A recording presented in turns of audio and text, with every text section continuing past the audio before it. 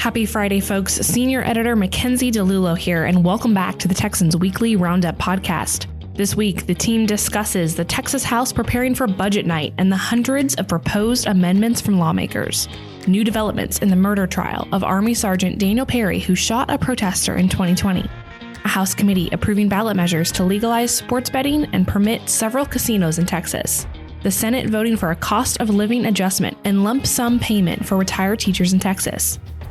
The Senate passing a ban on child gender modification, which will now proceed to the House. The Texas Hospital Association opposing a bipartisan bill to require itemized billing for patients. The Texas Education Agency intervening in Austin ISD to oversee its non-compliant special education program. The Texas DPS seizing 70 pounds of meth in Austin on the first day of its partnership with APD. The District Attorney of Nueces County facing calls for his removal over incompetency, and a federal judge returning 12 inappropriate books to public library bookshelves in Llano County. As always, if you have questions for our team, DM us on Twitter or email us at editor@thetexan.news. We'd love to answer your questions on a future podcast. Thanks for listening and enjoy this episode. Well, howdy folks, Mackenzie DeLulo here with Cameron, Matt, and Rob. It's been a little bit of a hectic week, wouldn't y'all say? Just a little bit? It's been busy. Yeah, it's been busy. But in a fun way. But in a fun way. It's exactly right. So today things are going to be a little bit different on the podcast. As we record this on Thursday, Hayden has been all week, this week, and last week been covering the controversial Austin trial of Daniel Perry, who shot an armed protester during a George Floyd protest in 2020. And Brad is on the House floor covering one of the biggest stories of the week, of the session, the House Budget Day. So he's not here with us in person, but we did pre-record some of his segments that we're going to splice in here so that it sounds hopefully like a pretty normal podcast. But before we get to that, we wanted to share something we're experimenting with. Twitter Spaces. We went live with Brad to discuss some of the highlights from Budget Day so far. Here it is.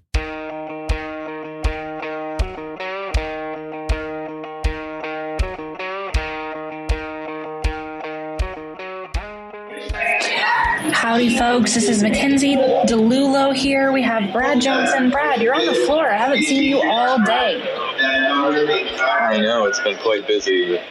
It's Budget Day. Not as lengthy as you would normally expect. Yeah, I have so many questions. I have been preoccupied for a lot of the day, so I want to run through a little bit of what you've been experiencing. For those who don't know, the Texas House is considering the House budget, the state budget today. Lots of amendments to go through, and a lot have been kind of moved around. So, Brad, let's just start generally. What's the day been like so far, and what's the general feel of the House right now? Well, normally with Budget Day, you expect to go one by one through amendments, and sometimes they get pulled. Other times you spend 10, 20 minutes debating them. But right off the bat, Chairman Craig Goldman moved to move about 250 to 260 proposed amendments all into Article 11, which is basically the budgetary graveyard for these amendments. Not specifically dead, but essentially so. Conference committee will when they take up the budget later between the House and Senate, most of those will just get stripped and tossed. So that's kind of sped up the process quite a bit. And now things have slowed down a bit. We're actually debating certain amendments. We're on Article 3 at the moment. There's a lot of attempts by Democrats to move money from the Property Tax Relief Fund to various other purposes. One example was the 10,000 teacher pay raise that received quite a bit of debate, ultimately voted down, mostly along party lines, if I recall correctly. But overall, a lot different budget day than normal. Certainly a lot different than what we experienced last session. And they're kind of on pace to adjourning maybe later in the evening, but not in the middle of the night like we're accustomed to. Yeah, that's usually what we expect with budget night, is to be up late, to be going for a long time, to be at the Capitol until 1 or 2 a.m. Why is that? Is it literally just because all these amendments got moved to Article 11? And reiterate for our listeners what Article 11 is and why it is a graveyard for these amendments. Yeah, that's the main reason why I think they're moving along quite hastily. Article 11 is the section of the budget that miscellaneous provisions are placed in. And basically, it's kind of a grab bag of things, and the conference committee can later just choose to adopt them or toss them, which they normally do. And the provision, it allows them to move quicker than normal and not spend 20 minutes debating every single amendment. Allows them to basically punt the decision down the road. And more often than not, that decision is to eventually scrap whatever is in Article 11. And how many amendments were filed this session? 388 were pre-filed. So quite a few. Okay. Yeah. I'm not sure how that stacks up to last session. I don't quite remember, but many amendments. And then, as I mentioned, almost half got immediately moved to Article 11. And since we've been going, the ones that weren't in that initial push into that section of the budget, there have been many others that have summarily been moved into that section of the budget. So the number of amendments we're actually debating on the floor here is pretty slim, although some are drawing quite a bit of debate. I know that one of the big items we were watching for this session was, school choice. And in the House today, we are set to have our first vote on school choice, particularly in the House, in a long time. Give us a preview of that and tell us how close we are to getting to that amendment. Actually, this is happening right now. So Abel Herrera's laying out his amendment that would basically a statement vote, up or down vote on whether the House supports any kind of school choice proposal or not. And this is pickable time. It'll be a good test of where the body stands if and when Senate Bill 8, which I think is going to be debated today in the Senate, comes over to the House floor. And so this is the big story of the day. This is what everyone's watching. I'm not sure how it's going to play out, but it will be fascinating, especially to see who votes which way. Absolutely. Well, Brad, I know that that's literally what we've been waiting for all day. I can't believe I asked you that question right as it's being brought up. So I'm going to let you go to get back to it, to make sure you know what's going on. So thanks for joining us. Folks, thank you so much for joining our first Twitter Spaces. We'll be doing more of these throughout the legislative session, and we will catch you next time. There we go. That was our first foray into Twitter Spaces. Be sure to follow the Texan at the Texan News on Twitter to stay up to date on all of our latest news and be the first to see when we have our next Twitter Spaces. Before we go to our team here in the studio, here's Hayden Sparks with a report on the latest in the Daniel Perry trial. Hi, y'all. This is Hayden Sparks. I'm a senior reporter here at the Texan. I wish I could be with you on this week's edition of the weekly Roundup, but I'm at the criminal courthouse in Austin covering the homicide trial of Sergeant Daniel Perry.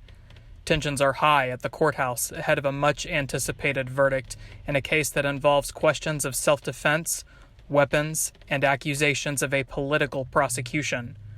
Make sure to visit thetexan.news for more coverage on the trial. In the meantime, we hope you enjoy this edition of the podcast, and I look forward to being back with you next week. Okay, well, there you go. A little bit of a different kind of introduction to our podcast this week. But gentlemen, Rob, Cameron, Matt, thank you for joining me. It's just the four amigos today. We have less of a crew, but everyone gets their own mic, which is really nice. You guys don't have to swap. It's usually Cameron and Matt swapping back and forth. I feel like this could be dangerous. It could. Yeah, Rob said I can get all my little quips in. Absolutely. I'm very prepared for that. I'm very ecstatic. Prepared for some quips. Okay, well, we are actually going to start off with you, Rob. You'll be covering Hayden's stories for us this week, kind of going over what he reported on. So there was a significant victory for supporters of casino gambling and sports wagering at the Capitol this week. Give us a brief outline of the gambling bills that passed the State Affairs Committee. Indeed. So the House Joint Resolutions and the House bills that the House State Affairs Committee approved would authorize a limited number of commercial casinos in the state of Texas, and it would set up a regulatory framework for sports betting.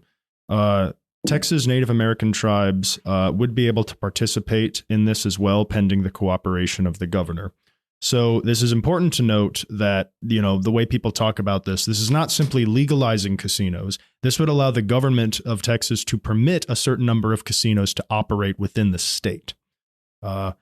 the way that this would also work is they can't simply legalize it right off the bat because, of course, gambling is prohibited in the Texas Constitution. There are very few exceptions to this, such as, for example, church bingo is an example of a sort of, I don't know if you want to call that gambling or not, but it's a sort of a game of chance and luck, as it were. But it's close enough where the legislature thought, hey, let's make an exception so these folks don't get in trouble. Exactly. So what this would do, though, is that this would put these measures on a constitutional amendment that Texans would have the chance to vote on. So we'd get to see really how many people want this, how many people don't want this. Representative Jeff Leach in the House is championing sports betting, while Representatives Charlie Guerin and John Kemple, I believe I pronounced that correctly. Kemple. Close enough. Close enough. People mispronounce my name all the time, so it's my little revenge. And Kemple are spearheading this casino push. And so, it's interesting because they heard testimony from people, in favor of the casinos, from Las Vegas Sands Corporation, which is a big operator of casinos, trying to push for it. They made a lot of political donations. Hayden wrote a great article about it, I believe, at the end of last year. And then you have other groups like people from various Southern Baptist conventions come in and speak on their opposition to casinos. So it's a contentious issue, but leaving it up to the voters will be an interesting way to settle the issue. Would you say that they are rolling the dice, Rob? Oh my gosh. I bet that they would be, yeah. It's terrible. We just have to hope everything it was going will to be be dangerous giving us all mics. We just have to hope everything will be coming up aces. Oh! This is ridiculous. My Lanta. I feel so alone here. I need to get Maslin in here to be my foil. Yeah, okay. You have me on the pod again. I'm like everybody's favorite substitute teacher or something. I was here for Brad and now I'm here for Hayden. Oh my gosh. Well, Rob, just how close are we to having casinos and sports betting in Texas? Depends on who you ask, because if you ask Lieutenant Governor Dan Patrick, he would say we're not very close at all. He said that there's very little support for casinos on the Republican side. And if I recall correctly, he said maybe 2 or 3 votes behind it, which out of a 31-member Senate is not enough to carry pretty much any legislation. So he's showing his hand? Oh, you could say that, yeah. Patrick has also made statements that, he will not allow Democrats to control the legislative agenda. And the Democrats right now are the ones primarily, they're the primary support base for expanding gambling in the legislature. And Patrick is very keen on making sure that his party, the ones who have the majority, are the ones setting the legislative agenda and not the other way around. So while it did pass the state affairs in the House, and that's a huge step forward, right? It's a long way from the finish line because we'd still have to get it through the Senate, which we'll see how that goes. And then it'd have to get the voter approval of the people of Texas. So, they'll have to, as Matt said, roll the dice on that. There you go. I got one more, Mackenzie. Oh, bring it on. They'll have to see what's in the cards. Ooh, that's a good one right there. Yeah. Cameron, what do you think about all these puns? I just sit back and enjoy it. Okay, so you enjoy it. Oh, absolutely. Well, here's the thing. They're going to have to basically hope the Republicans are going to be able to do this, which means they're going to have to put it all on red. I swear. My gosh. The joy that's on Rob's face right now. Coffee that he like Rob is out. so happy. He's just sitting over there drinking out of his fake news stops here mug. So happy. No, he's gonna get the last one. Speaking of the fake news stops here mug, folks, go to Texan.news, subscribe. If you're a new subscriber, you will get a fake news stops here mug shipped to your home. So make sure you do that. It makes all my coffee taste better in the morning when I make my coffee. It always makes it. There have been multiple peer-reviewed studies that would say the same thing. Indeed. We asked a couple of people in the office. One of them being agreed. you. Yes. Experts do say the fake news stops here mug makes your coffee taste better. So folks, go to Texan.news, subscribe today, get a fake news stops here mug. Cameron, we're coming to you. Okay. Thank you for not also inundating me with puns. I just appreciate that. Someone's got to be the steady head here. That's exactly right. Well, howdy, Brad. Okay, so we are going to hit your sections here, talk through what pieces you wrote this week and the biggest news you have been following. As we speak, you're at the budget and watching the House do all of its craziness over there. So how's it going? It's kind of weird because we're doing this before I'm on the House floor for the budget. But at the time of recording, I will be on the floor for the budget. So we're doing a little bit of past tense and future tense. Time travel. I don't really know what's happening. Yes. But let's talk about, let's get through your stories here. A priority bill has made its way through the Senate once again. This one's dealing with retired teachers and their state pension system. What are the bill's details? So Senate Bill 10 outlines $4.7 billion in funding to provide retired teachers with a cost of living adjustment and another 13th check, which is a supplemental payment to the amount of $7,500. The cost of living adjustment, or COLA, will apply to pensioners age 75 or older. And for those who retired before September 1st, 2013, the adjustment will be 4%. For those who retired between then and 2021, the COLA will be 2%. So that'll just be applied to their monthly benefits from here forward. The Senate passed the bill rather quickly, and now it awaits movement in the House, and it'll probably not see much opposition, I think. Just another example of the Senate getting its business done and its priorities passed a lot faster than the House. Why is the Senate going with this option for retired teachers? Yeah, as we discussed, the two chambers are entirely different worlds, and the speed with which they operate is very different. But the reason the Senate is going with this is they've debated, Lieutenant Governor Patrick and the senators have debated whether to provide a COLA or a 13th check. The House has been involved in this debate too, but ultimately they settled on providing both. Patrick said that he frequently heard on the campaign trail that retired teachers wanted and needed a COLA and had not received one in a decade, some earlier than that too. Like I said, the bill's not expected to face much opposition in the House. I think this is one that will get, whether it happens quickly through the House or later on in session, it'll get the red carpet rolled out for it. It'll pass fine. I know at our kickoff event in January, the Lieutenant Governor was talking about this specific issue and had said that, either option is on the table, but the COLA, the cost of living adjustment, could potentially be a more long lasting solution to this as legislators address this issue, like every single legislative session. A longer term way to address this, certainly. Not sure if it will be the only thing they have to do, down the road, but yes, certainly more long term than a supplemental payment. Absolutely. So what are the broader implications of this? So TRS, the state's largest pension, has $54.4 billion in unfunded liabilities. That is, put simply, money promised but not accounted for in current funding levels of the pension system. So on top of the pension's investments that can yield returns for the system, it relies on state funding to ensure it can supply the promised benefits. And so that's why we see the legislature come back, not time and time again, but fairly frequently, to provide us a injection into TRS to put it on more financially sound footing. And so, but that said, that $54 billion is nothing to sneeze at. It is a lot of money that currently cannot be accounted for in the pension system. So, but unlike Illinois' state pension system, which in the story I talk about, I go into more detail on, TRS is not really on the brink of collapse, even though there should be some concern. But the unfunded liability total is high. Last session, the legislature restructured the employee retirement system in an effort to put it on sounder financial footing, and did that. But there's little, if any, interest in doing that for TRS. You can see the details of that in the story, but it's certainly an interesting dynamic to follow. TRS is not going to be touched, it appears, in that way. And so something to follow. Thank you for your coverage, Bradley. Let's talk about a Senate bill that would ban child gender modification. It received increased discussion over the past week. What's happened? So Campbell introduced this bill as a way to end child gender modification treatments, but there was an amendment that she introduced that caused some controversy. First, the amendment would have allowed children who are already on these medications to continue those treatments even after the bill was passed. That amendment was introduced and passed. So what happened was this new amendment caused a lot of controversy and discussion online, with people like Rep. Alverson posting about clarification about why it was introduced. Then individuals from the Texas GOP, like Chairman Matt Rinaldi, condemned its introduction and passing.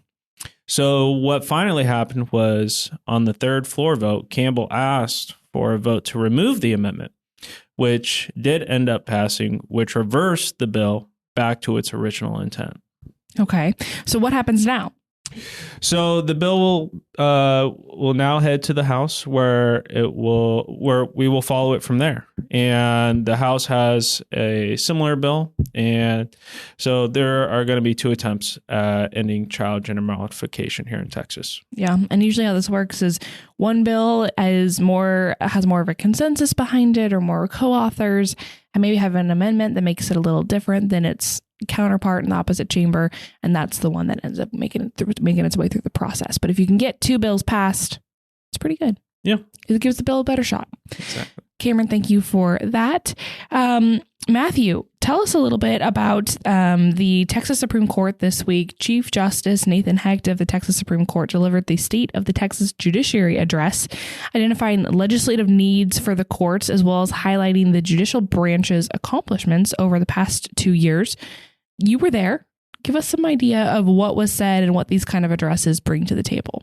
I was there. It was a very interesting speech by the Chief Justice. For those that don't know, Texas law requires the head justice of our Texas courts to give an update, state of the judiciary, once every 2 years, mainly for legislative purposes, so that the lawmakers can have a good understanding of what the third branch has been up to, what they've accomplished, and what their needs are.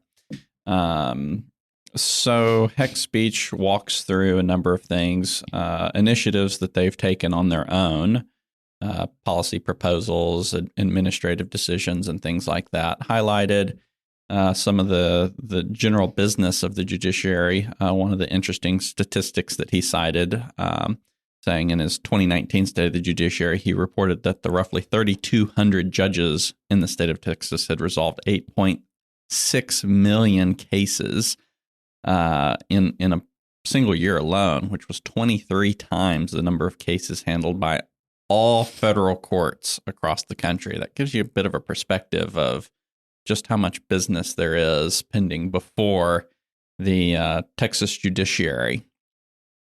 Hecht also walked through I counted about 8 specific legislative issues that are pending bills before the Texas legislature. One that he started off with addressing the need was judicial compensation. According to Hecht, Texas is next to last place in the nation on compensation levels in the judicial branch, behind all states except West Virginia and the territory of Guam. Interesting. That Texas judges haven't had a raise since 2013, and so they're asking the legislature to bring those up to competitive levels. It's crazy. 2013 was 10 years ago. I know, isn't it? That's wild. I was like, oh, that's not that long ago. No, it's 10 years ago. That's different. Now I feel old and depressed. Please don't, Matthew. Continue with your great coverage. Chief Justice Hecht then segued on to how legislation by Senator Brian Hughes and Representative Jeff Leach addressing the judicial compensation would set the stage for another legislative proposal to establish new business courts. One of the courts is a statewide specialty court in which those working in it have special expertise in addressing complex civil litigation business-related matters. And Hecht kind of addressed the need for that, saying that whenever you end up with these complex business civil litigation matters in the regular courts, that sort of tends to gum up the other pending business before the court. So that would help move things along and provide businesses with the subject matter expertise that the state needs and that the judiciary would benefit from it. He also turned to a lot of different legislation pertaining to the judiciary, such as legislation by Joan Huffman that was inspired by the infamous leak of the Dobbs v. Jackson draft opinion from the U.S. Supreme Court. Huffman's bill would create a criminal offense for the unauthorized leaking of any judicial material, documents, etc., working drafts. Hecht said that the leak of the court's internal operations disrupt deliberations, weakening judicial independence by subjecting judges to political pressures and intimidations, and threatens public trust and confidence in the judiciary, and that these actions should be criminal under state law to prevent something similar happening in Texas courts like what happened with the U.S. Supreme Court last year. In addition to that, Hecht also put emphasis on maintaining the integrity and independence of the judiciary. He spent a considerable amount of time talking about the amount of politicizing, especially on the national level, of the judiciary, and claims on both sides of the aisle that judges are biased, and spoke to some of the efforts and things that are being made to ensure that judges remain neutral and to promote and to preserve the integrity of judges' actions and everything. It's a very interesting outline. We'll have a fascinating story about the entirety of Justice Hecht's remarks out on the Texan.news soon. There you go. Thank you, Matt. Okay, Brad, we are back with you. The House State Affairs Committee heard legislation this week concerning healthcare billing. What are the details? Representative Caroline Harris's HB 1973 would require healthcare vendors to provide a full itemized bill of services received. It also prohibits providers from pursuing debt collection against a patient unless the bill has been given to those patients. Harris said at the committee hearing laying out the bill, "On the campaign trail, I heard story after story of my constituents struggling to pay medical bills. I even have constituents being sued by hospitals for bills even as low as $1,000. We're hoping that this means every person who receives a medical bill has a billing code, a practical description, and a price." It's kind of the legislative successor to last session's price transparency reform that I have talked about a lot. That required hospitals to publish a shoppable list of services with actual prices, not estimates, whereas that is on the front end of the transaction. This would apply to the back end. So what kind of reception did this bill get? So first of all, before anything was said in committee, the bill had 107 joint or co-authors from both parties. That's a lot of support. And in a body of 150. Yes. Yeah. Yes. So 107 of 150 members. Right. And pretty indicative of the bill's chances. Yeah. That said, there were some concerns voiced from various members in the committee, including Representative Tom Oliverson, Republican. He's a practicing doctor, so he talks a lot about medical issues, handles medical issues quite a bit. He actually was the House sponsor of that price transparency bill from last session. But his concerns that he expressed were specifically about the penalty portion of the bill. There's a section in the proposed law that would require the licensing body to set forth some sort of penalty for healthcare providers that don't adhere to this billing requirement. Overall, though, he stated agreement with the purpose of it.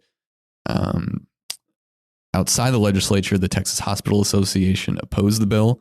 We saw them, especially at the federal level, they sued the federal government when the Trump administration issued this price transparency rule back when he was in office.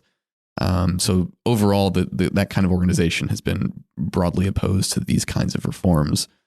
But they opposed this bill. The Texas branch opposed this bill, saying that it set, among other things, cumbersome compliance costs, needing to hire people in order to supply these itemized bills. That was the same argument they made for the price transparency. Surely it costs money. Question is how much. The representative there estimated it for Memorial Hermann, for example, it would cost about $3 to $5 million a year. Now put that in context of what Memorial Hermann brings in. Yeah. It's a lot of money. It is one of the largest hospitals in the entire state. So got to balance pros and cons there. Different people obviously have come to different conclusions on that, whether it's appropriate or not. But Harris indicated at the end of the hearing that some changes will probably come in a committee substitute. Aren't sure what they will be. Oliverson's concern will probably be addressed in some form. But with so many members in support, it's likely to move to the floor at some point. And with 107 behind it, that will pass pretty easily. Well, that's the significance of co-authors, like I want to kind of circle back to that, is that if you have all these people who are willing to sign their name to a piece of legislation, not just say like, yeah, I'll vote for it when it comes to the floor, but put their name to a piece of legislation as a co-author, it indicates that the bill will pass if it has majority support. So that's why that's important, right? Is that it shows the bill would pass if it did make it to the floor. Certainly. If there was an amendment offered, which is, we've seen that happen before, if there's an amendment offered that, turns some support to opposition, that's different. But that can change the calculus. Yeah. As it stands, it would pass if it were to be there. Brad, thanks for your coverage. Cameron, we're coming to you. The Texas Education Agency recently did something similar to what they did in Houston ISD here in Austin. Tell us about this intervention and what the differentiating factors are. Wow, I can't speak today. No, I picked up what you were saying. Yeah. It's okay. Thank you. So after a special investigation, the TEA released a report that found systemic noncompliance by Austin ISD that was related to its special education program. The TEA is now recommending the appointment of a management team and conservator.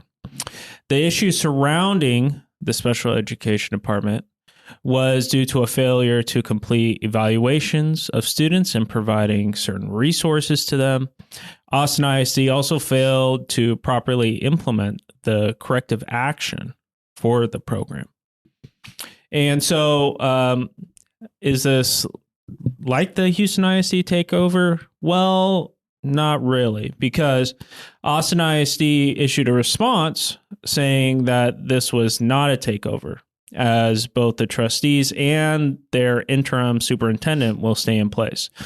Austin ISD also said they welcome the collaboration with TEA and they want the help to catch up with the long overdue evaluations. Yeah, absolutely. And that was the social media kind of storm that hit right after this was announced, was this is just like Houston ISD. Yeah, and it's not a takeover. They're essentially just going to help them fix the special education department, because just digging into a lot of the numbers, there was hundreds of evaluations that they did not complete. And so apparently they need some help with those. So TA is going to try and fix this program for them, and it's just going to help students all around. There you go. Cameron, thank you. Hayden, are you ready to talk a little bit more? Yes, I am ready. That actually sounded like he kind of, his twang comes out sometimes. It definitely can come out. I don't know what makes it come out, but sometimes it does come out more than other times. I don't know. Anyway, okay. Bradley, back to you again. The Texas Department of Public Safety's crime-focused operation in Austin has begun, and we've already seen some pretty major results. What did you find out? So on late Friday night, I obtained an internal DPS report summarizing the agency's actions, the officers associated with the agency actions on the first day of the Austin Violent Crimes Task Force operation.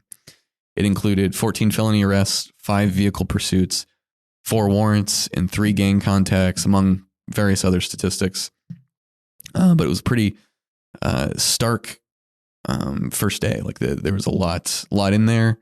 Probably the biggest headliner of this report was that officers seized 70 pounds of methamphetamine. It was taken during a traffic stop in which it was found 2 individuals that were driving a car possessed 30 Ziploc bags of the drug. Ooh. So that was seized, and those 2 members arrested and booked. Bit of an update on the overall figures through Monday. DPS provided figures to me. The arrest numbers totaled 52 felony and 31 misdemeanors. They also stopped 3 large-scale street takeovers in Austin. We heard about previous instances from the car club taking over intersections in the city. Nothing reached that level.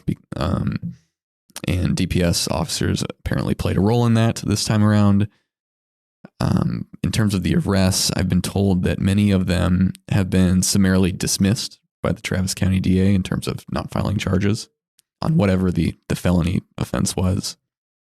When I checked Monday, the 2 men from whom the meth was seized were no longer in the Travis County jail. database. So either they bonded out, which is very possible, or it was dismissed entirely.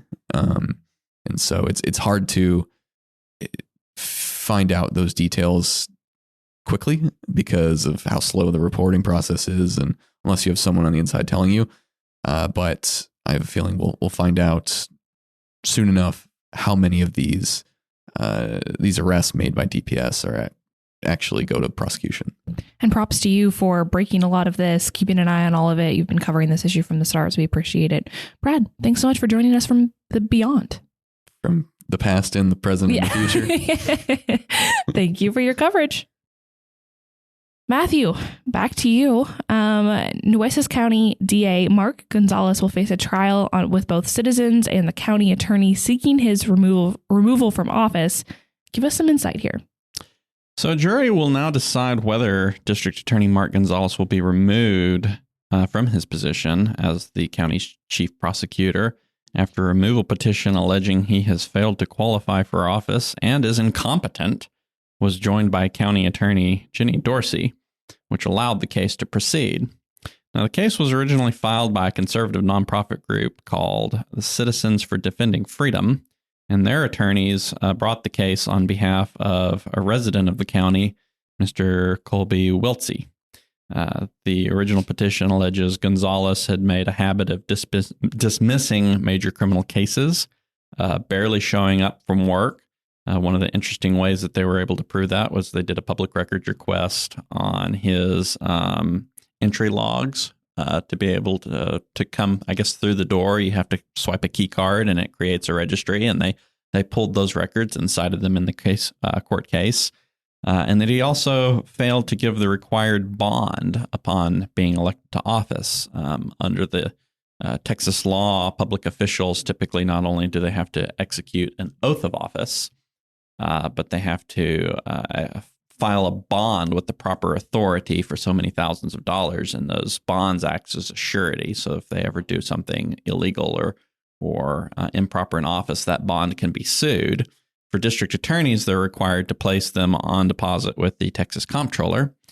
And according to the petition, he didn't file it at all for a long period of time, beyond the statutory required amount of time. And then whenever he finally did, he filed it, I believe, with the county clerk, according to their allegations, and not with the proper authority.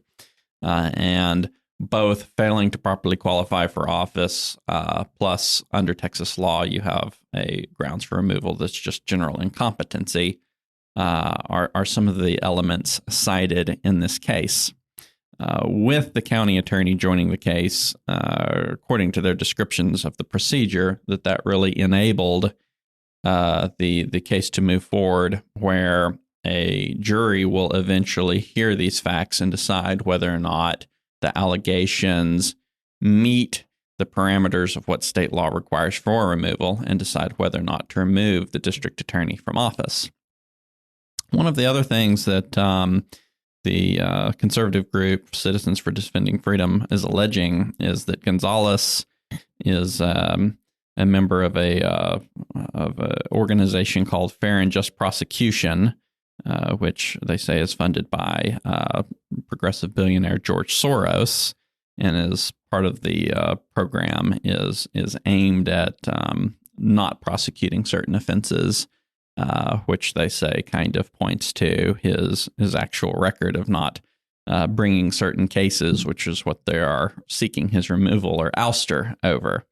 Now, Gonzalez took to social media whenever Dorsey joined in the case in a lengthy live video that he posted to his campaign Facebook page, which we have linked to the story, where you can see some of his rebuttals to these allegations and some of the colorful terminology he used to describe the allegations against him. You can check all this out on our story on the Texan. Woo! What a good plug. I love a good plug. Thank you, Matt.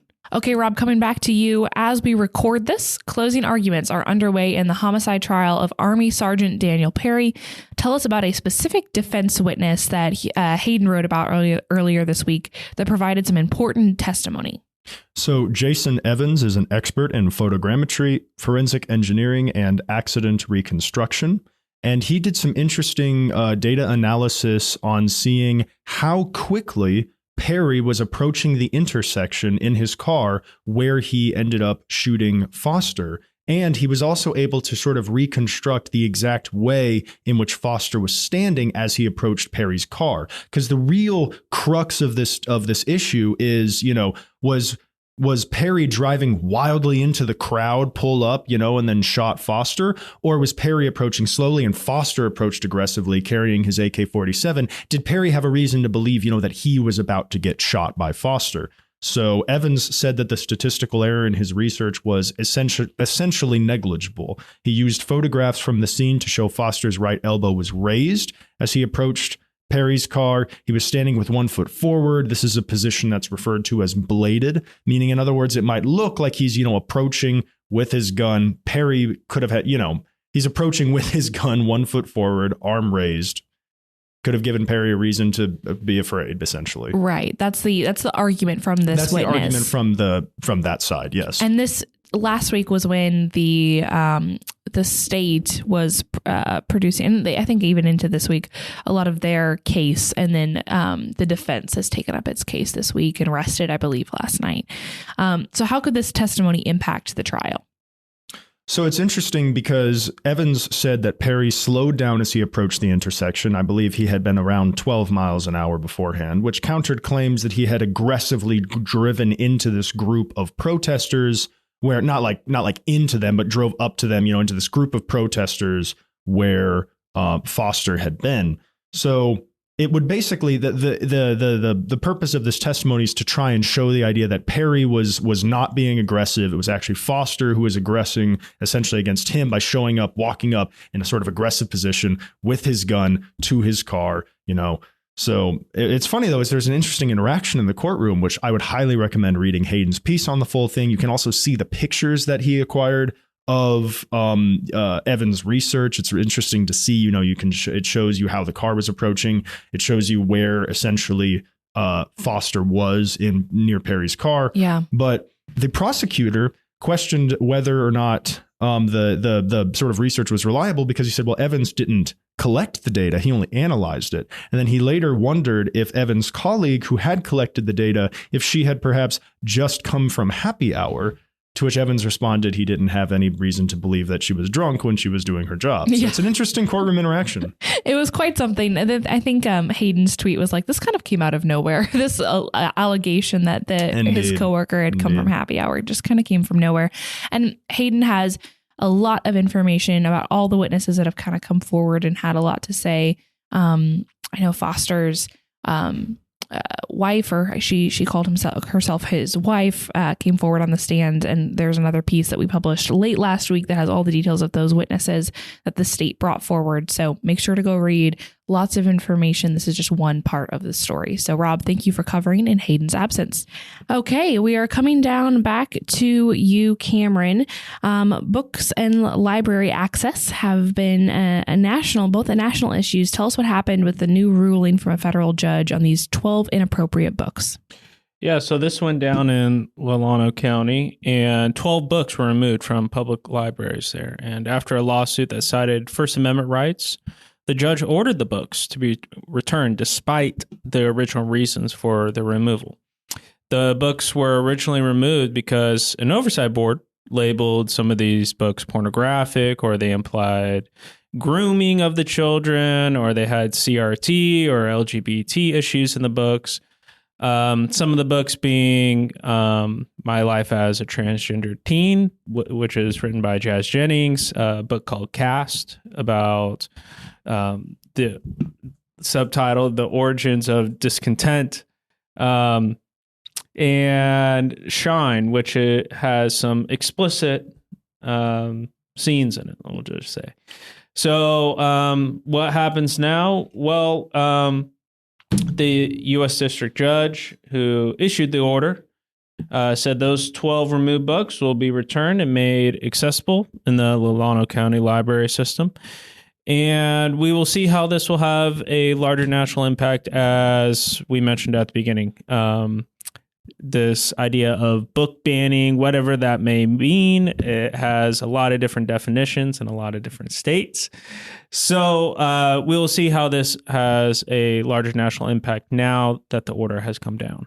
In Llano County, being a county, I just pulled it up, of about 21,000 people. So this, pretty big issue that's been watched nationally being tested in such a small area of Texas. Yes. Pretty interesting to watch. So Cameron, thank you for your coverage.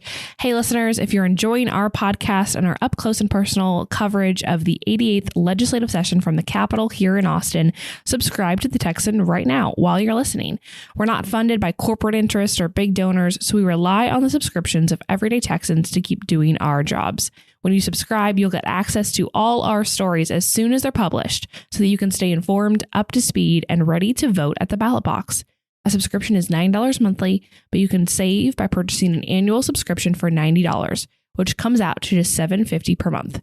And as a reminder, I know I mentioned it earlier, new subscribers will get a free Fake News Stops Here mug, by far our most popular merch item of all time. For more details, visit thetexan.news/subscribe or click on the URL in the description of this podcast. Rob has testified that it does, in fact, make coffee taste more delicious. So make sure to go to the Texan and subscribe today.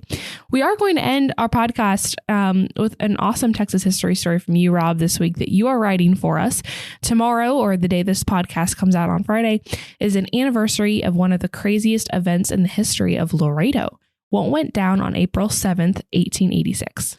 Sure. So in the 1880s, Laredo was sort of a happening town. It was pretty cosmopolitan right there on the border. There were two factions that dominated politics in Laredo. There were the Guaraches, which were named for a certain kind of sandal worn commonly by lower class people in Mexico, who were the sort of reformist faction. They were associated with the Republican Party at the time. And then there were the Botas, or the Boots, who also had their own popular following. They were more established. They were associated with the Democratic Party. So you have these more like populist, reformist Guaraches and these more and the more established Botas. And this is the political conflict that they have. So the annual election that year, which they had held for over 100 years at that point, since before the founding of the country, actually, 1767 was the first annual election in Laredo. And so they'd had it without too much trouble for 100 years. But on April 6th, 1886, the Botas dominated the races. It were close, but they won all but 2 seats. So the Botas had already had an issue where one of their council members had been shot, not by a Guarache, but by an out-of-town man. But it still allowed the Bota sheriff to deputize for a special case around, if I recall, 50 to 150 Botas as special deputies to help keep the peace. And the Guaraches were like, this is voter intimidation. He's giving all of these people from his own faction this sort of power to giving them this power. It's dangerous. So tensions were already running hot. But then on April 7th, the Botas decided we're going to humiliate our opponents who we defeated in this election by having a mock funeral procession for their political faction. So they sent out funeral notices saying like, oh, for the Guarache party, oh, they're dead. Isn't it tragic? They're going to have this whole funeral procession.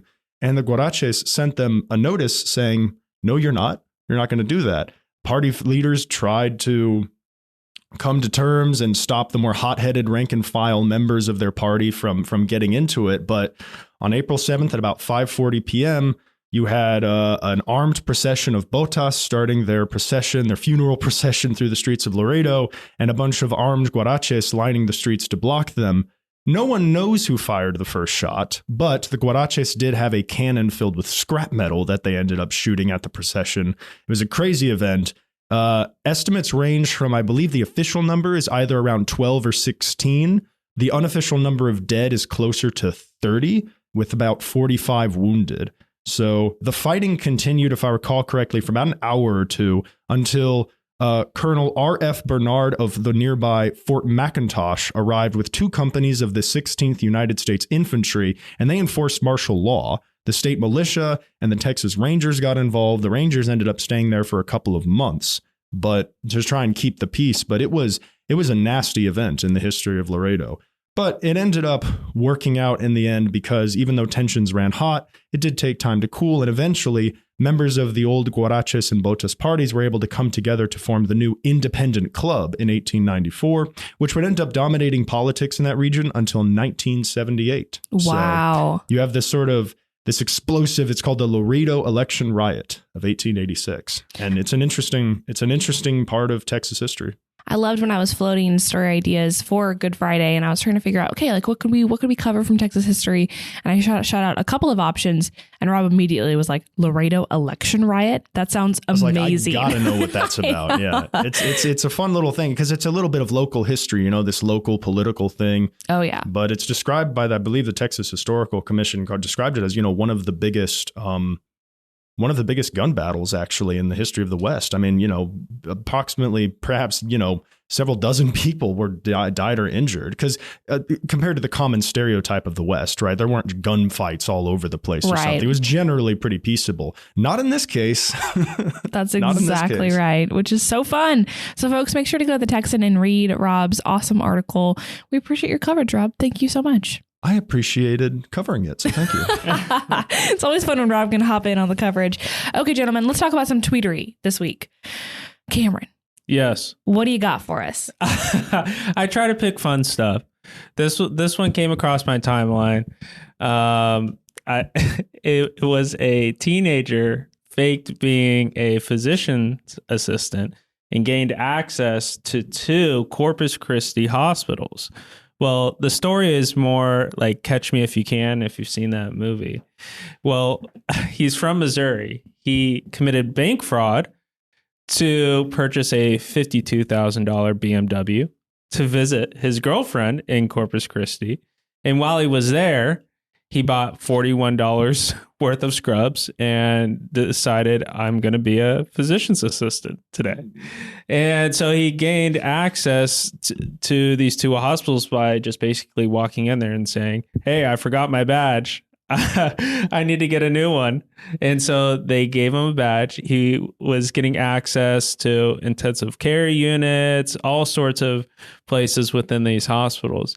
His story started to unravel a bit when they were asking him questions about where he went to school, and he said some school in Missouri, but the school he mentioned was an all-girls school. So people were like, wait, how did you go there?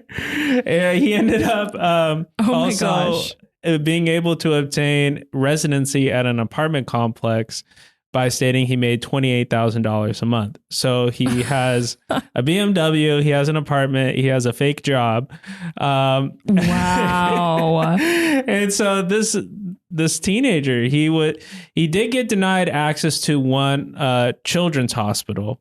So people were talking about in this article, like, luckily that didn't happen because this guy seems very, very sketchy. He ended up getting arrested. He left a $3,700 bill with the apartment complex. And wait, how big was the bill? $3,000, $3,700. And so one other thing is he also had a ghost gun in his possession. So again, this is some sketchy. Kind of reminds me of that Catch Me If You Can movie. Yeah. Oh my gosh. Where he pretends to be the airline that's pilot. What Cameron That's just exactly said. what I said. It's a great movie. This guy is a little more sketchy than that. But no, I just thought this was funny because it sounds like something out of a movie, honestly. Who stars in? Is it Matt Damon? Leonardo DiCaprio. Leonardo DiCaprio. Okay, Tom Hanks. There you go. Yeah. Man. But yeah, that's what I got for you. I bet they're going to make some sort of like Netflix documentary or something about this guy. Yeah. Well, he was posting videos on social media, flashing cash with rings, and he was still wearing the scrubs. So wow. Actually, now that I think about it, there was one of the things in that movie, he impersonated a doctor.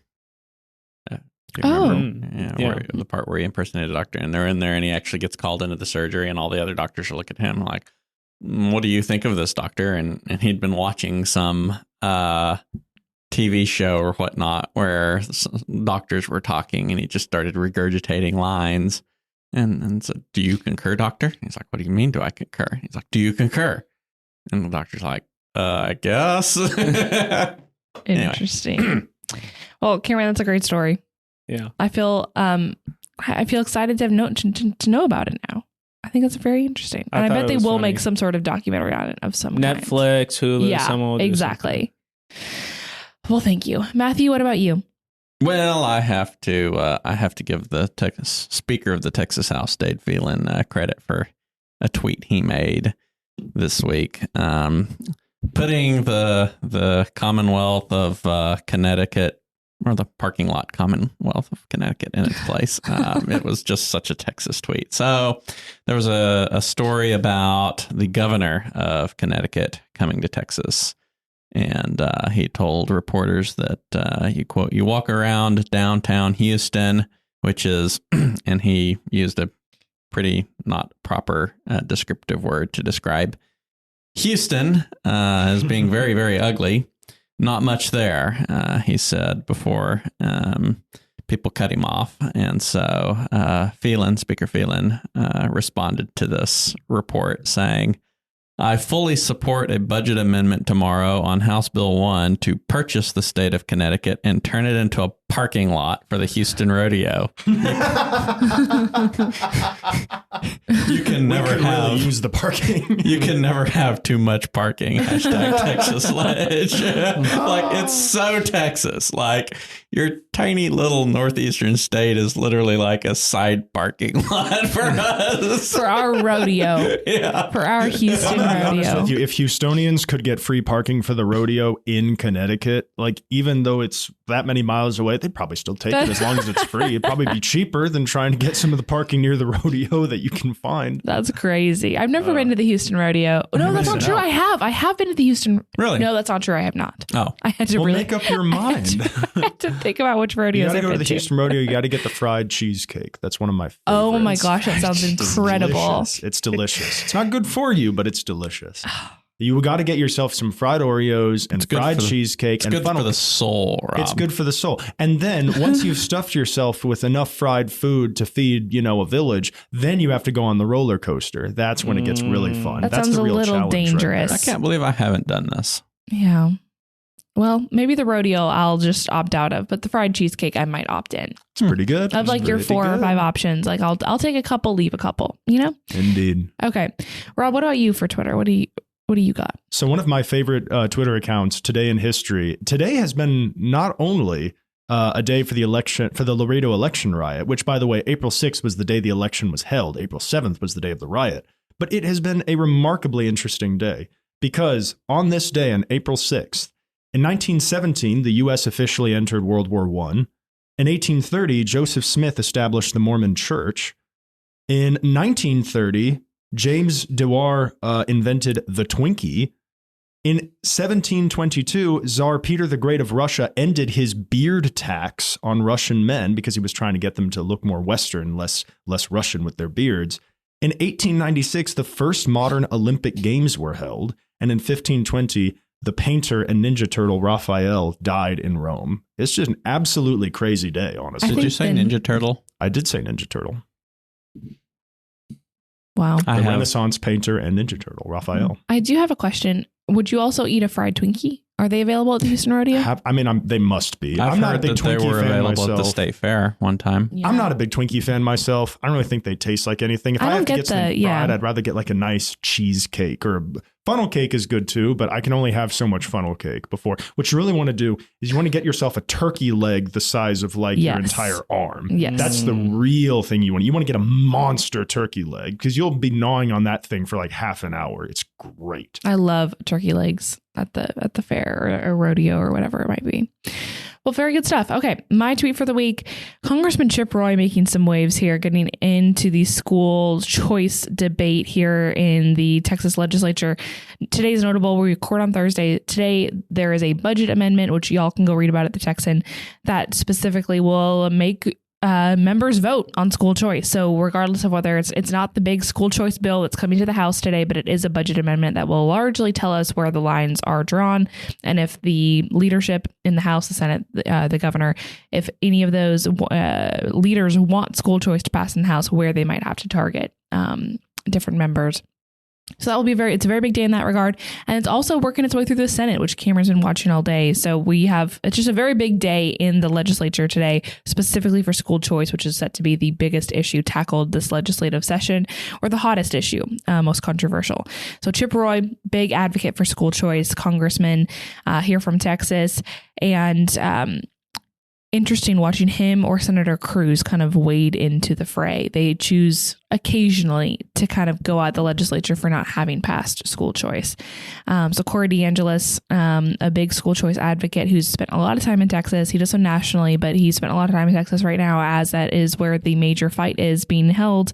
Chip Roy quote tweeted him, and notably said, if the GOP-led Texas legislature fails to empower parents and children with true universal choice, the Texas GOP will be decimated. I add firming the grid, cutting property taxes, and restoring law and order to that priority list. Play stupid games, win stupid prizes. Pretty tough words there for the legislature from Congressman Roy. This is just a huge legislature day, generally. It is. You know what I mean? Oh, I love it. You have huge movement on school choice in both chambers. You have the showdown in the House over the budget amendment. You have Senator Creighton bringing SB 8 to the floor. You have, it's quite extensive on that front. And then it's budget day. So it's just, this is going to be an exciting day. Big day. Absolutely. Okay, gentlemen, before we peace out and we let y'all all get back to your coverage, Easter is this weekend. Amazing. So excited. And it's Good Friday. We're releasing this podcast on Good Friday. Do y'all have any Easter traditions that you kind of grew up with during your, with your family? I know for me, while y'all think about that, my parents would set up Easter egg hunts like all over the neighborhood. So it would not just be in our yard. We would put on like sneakers. We had headlamps. We did it at night, and it was very intense. And by intense, I mean I was like the oldest of our my siblings, and I definitely would body check here and there. But it was intense. Like we did it all over the neighborhood. It was super fun. It made it way more interesting than just like, in your little yard. That's one tradition. And every year we share the photo of us all getting prepped with our headlamps on to like run out the door and decimate each other. So that's one tradition. What about y'all? When I was a little kid, my parents would hide eggs and I'd go look for them. That's really great, Matt. That's a really fun tradition. We actually used to decorate eggs in my house. Oh, that's fun. Paint them and everything. Yeah, like with the dye and everything, and dipped in the water. It's always fun. Yeah, usually visit grandma or something, go and have like fun dinner. So it was always fun. Yeah, that's awesome. Sounds like we all have similar traditions. It's like we all sort of grew up in sort of the same country or something. Like weird, the same right? basic Easter traditions. I guess I do maybe have one. I try to watch the Easter episode of Charlie Brown. Oh, that's so nice. good. Nice. I love that. And the Easter Beagle. Yes. Always a classic. Cameron, anything? Nothing out of the ordinary. Egg painting, egg hunts. Typical. Do you typical still do this, or just a long time Well, ago? I set it up for myself the night before, go to bed, and then wake up and just hunt down some eggs. Yeah. Eat some peeps. Eat some peeps. I'm not a peeps fan. I think peeps are, I don't know, they kind of gross me out a little bit. They're just pure sugar. They're like Twinkies for me. They don't really, there's no That's a flavor. good comparison. It's a marshmallow. Yeah, exactly. Yeah, it's there's just no a real marshmallow. flavor. If I want a sweet, I want it to taste like something. If I wanted a Interesting. spoonful of sugar, I could just get a spoonful of sugar. Spoonful of sugar. I'm just going to sing Mary Poppins. Any traditional or maybe, let's say, unique to your family Easter meals that you guys would prepare? We kind of changed it every year. We didn't have like a tradition. And sometimes it would be with grandparents, sometimes it would just be us, but we didn't really have one. I don't know if it was like a specific thing, but sometime around this time of year, my family would typically do like a roasted leg of lamb. Oh, yum. Wow. Actually, I was actually going to comment this because I currently go to a Greek Orthodox church and they do lamb on Easter. So that's their thing. That makes Maybe me I'll go to church hungry. with you. Yeah, well, here's a fun fact. The Orthodox Church uses the Julian calendar, not the Gregorian calendar that the Western world adopted in the 16th century. So Orthodox Easter is actually next week. They will not align again until 2025. So Wow. this week, upcoming week, is Holy Week for the Orthodox, and then Good Friday is next Friday. Easter is next Sunday. So there That's you go. pretty awesome. The more you know. That's what I was going to Indeed. say. Gosh dang it, Matthew. Okay, folks. Happy Easter. Happy Good Friday. Thank you so much for tuning in, and we will catch you next week. Thank you to everyone for listening. If you enjoy our show, rate and review us on Apple Podcasts, Spotify, or wherever you listen to podcasts. And if you want more of our stories, subscribe to The Texan at thetexan.news. Follow us on social media for the latest in Texas politics, and send any questions for our team to our mailbag by DMing us on Twitter or shooting an email to editor@thetexan.news. We are funded entirely by readers and listeners like you, so thank you again for your support. Tune in next week for another episode of our weekly roundup. God bless you, and God bless Texas.